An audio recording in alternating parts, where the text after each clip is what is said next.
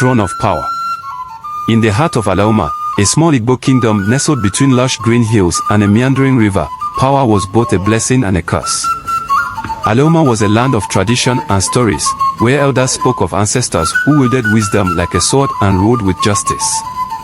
But in the present, the throne of power had become an object of greed and ambition.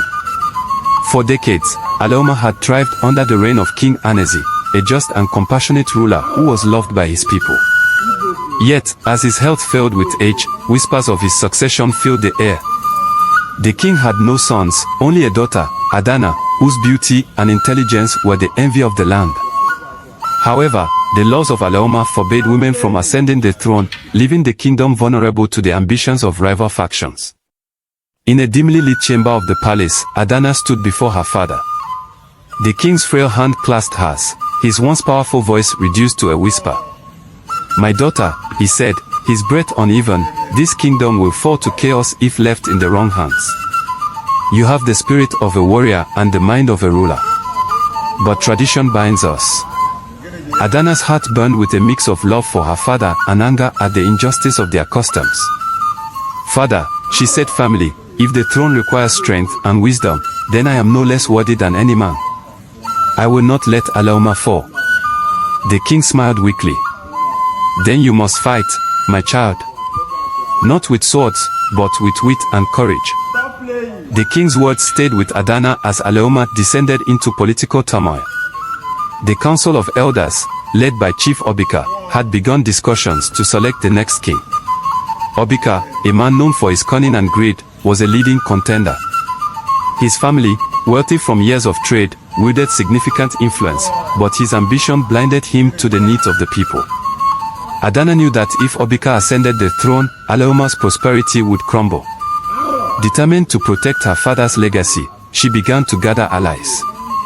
Among them was Chimezi, a young warrior who had once saved her life during a raid on their kingdom.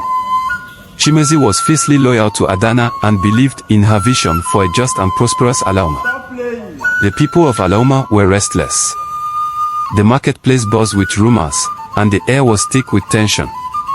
In secret, Adana began to meet with villagers, farmers, and traders, listening to their concerns and sharing her vision for a kingdom where the ruler was chosen by merit, not gender or wealth. Her courage and wisdom inspired many, and her movement grew. Meanwhile, Obika plotted his path to the throne. He bribed elders, spread lies about Adana, and silenced those who opposed him. But he underestimated Adana's resolve.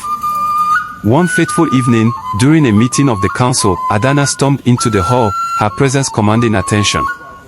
"My elders," she began, her voice steady and strong, "I speak not as a princess, but as a child of Alaoma.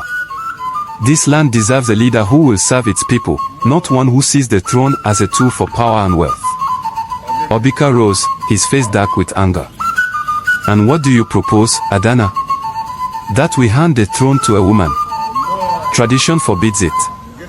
Adana met his glare with unwavering determination. "Tradition is the soul of our people, but it is not unchangeable. Our ancestors were wise, and they adapted to the needs of their time. If Alaoma must survive, we too must change." The hall erupted in murmurs. Adana continued, her voice rising above the noise. "Let the people decide. Let the next ruler be chosen not by bloodline or wealth, but by the will of Alaoma. Organize a contest of wisdom, strength, and leadership, and let the victor ascend the throne." The elders were taken aback by her boldness. Obika scoffed, dismissing her proposal, but others saw the wisdom in her words. After hours of debate, the council reluctantly agreed to Adana's idea. The contest would take place, and the winner would claim the throne. The following weeks were a whirlwind of preparation. The contest included tests of knowledge, physical prowess, and the ability to solve problems that affected the kingdom. Adana participated alongside warriors, scholars, and even farmers. Her intelligence, courage, and empathy shone in every challenge. In the final round, Adana faced Obika in a debate before the entire kingdom. The topic, how to ensure the prosperity of Alaoma. Obika spoke of expanding trade and accumulating wealth, but his words lacked depth and sincerity. When it was Adana's turn, she spoke with passion and conviction. Aloma is not just land or wealth, she said. It is its people, the farmers who till the soil, the traders who journey far and wide, the women who nurture our children, and the warriors who protect us. A ruler must serve, not rule. Together, we can build a kingdom where every voice matters. The crowd erupted in applause, their cheers echoing through the hills. The council declared Adana the winner, and the people carried her on their shoulders, chanting her name. Adana's coronation was a historic moment. She ascended the throne not as a queen in the traditional sense, but as a ruler chosen by the will of the people.